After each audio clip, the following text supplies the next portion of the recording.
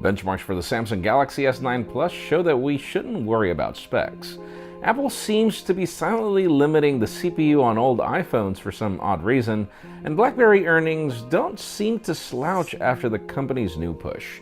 I'm Jaime Rivera. I was supposed to be back in Honduras today, but it seems United wants me to stay an extra day in NOLA, and I'm not going to complain. This is Pocketnow Daily.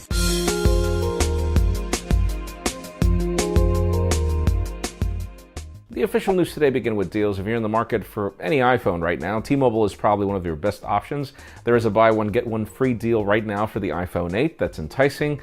Even more interesting, if you want the iPhone 10, there is actually a trade-in option available. You can learn more in the description. Now let's talk about BlackBerry. The company has just posted its quarter results, and for those of you that thought you should worry about BlackBerry, it's very interesting once you dig into the numbers. First of all, the company reports that 25% of its revenue is down, but once you start digging into the amount of profit, their profit is currently at 74%, which is kind of crazy. I hope I got the numbers right, but most important is great to see that the whole partnership between TCL and BlackBerry and the company's push into software has, worked, because this is one of those brands we really don't want to go away. And speaking of earnings, for those of you that are scratching your heads over why Samsung is Apple's primary partner in the OLED displays for the iPhone X, there's a big number involved. Analysts are confirming that Samsung is pretty much going to make $20 billion in revenue from this whole screen operation.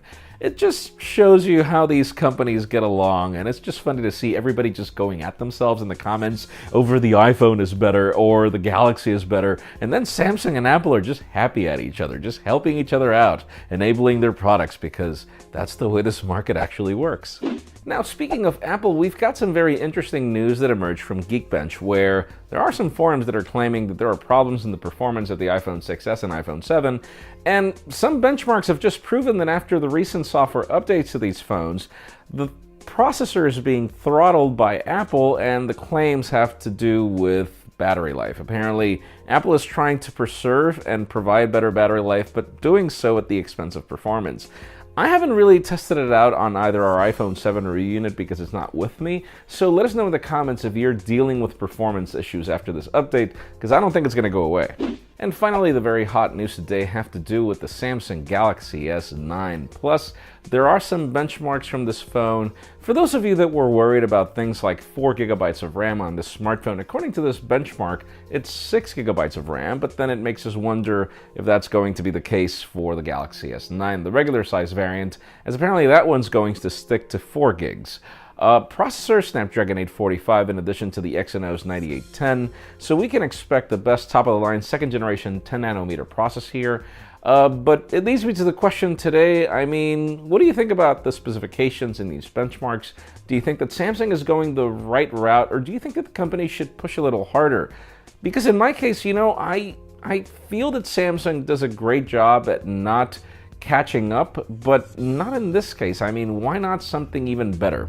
Leave us a comment down below. We would love to know your opinion. Friends, again, if you want to get the news earlier, follow us on Pocketnow.com and subscribe to our channel by hitting this button up here. You can watch yesterday's Pocketnow Daily up here and our review of the Pixel 2 XL down here. You can also follow me on Twitter, Jaime_Rivera, on Instagram at Jaime Rivera. Please give this video a thumbs up if you like what you saw. I am Jaime Rivera. Thanks so much for watching. We'll see you tomorrow.